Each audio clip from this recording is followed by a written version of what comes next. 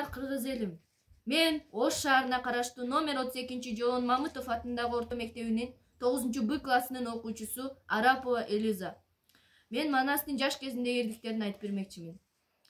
Эй, алтай өтүп арадан жана жазга жеткенин, баягы Манас баланын дагы көргүн эткенин. Ушул күндө Манастын 11 жашы жетиптир, жылкынын турмалы деп барып көрөм аны деп. Айбамоз минип алганы 4 аси болгон мал экен, төдөй шаңы бар экен. Атка минип аргытып, айбамоз менен каргытып, балалыктан эригип бара жатыр желигип. Жолдо тапкан топтогон, жол боюнда оттогон, өз жылкысы окшобойт, өңчөй бары суркашка, минге жакын карайын билейин деп жаш бала аралап жетип барганы. Көрө калып тааныды, бая 4 бала турушуп, төбөлөшүп бурушуп, козу союп кондурган, коноо кылып ондурган. Ак сакалы Айнакул анын экөөнүн таанып калганы,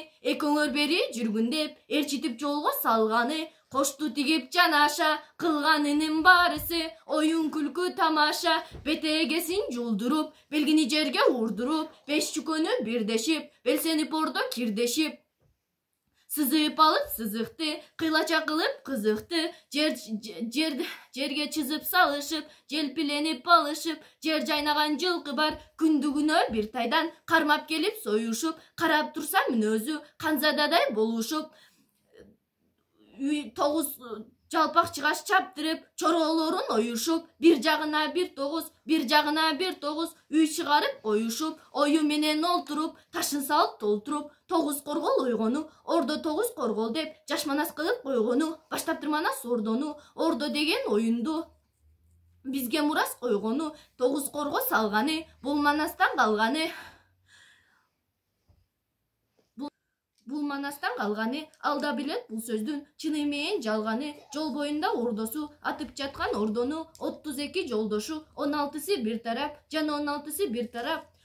Кызып ордо аңталап, томпойдун тийген учунан, Манастын черткен күйчүнөн, алдыңкы төөнүн аягы төө мылтыктын огундай черткенде сака жегени, төө шыйрагын сындырып, төө карданып кеткени. Биреңчеси барыптыр алдыңкы тешек бутуна, ага да тийип калыптыр. Карыма карыма карыма деп, как ушуну байла деп таталап Кытай калганы. Кармамакка Манасты жабыла алто барганы, карматпайбыз аны деп жанындагы от тузу жабыла колун салганы. Калмак сарты Кытайы карсылдашып калганы. А дегендер Манас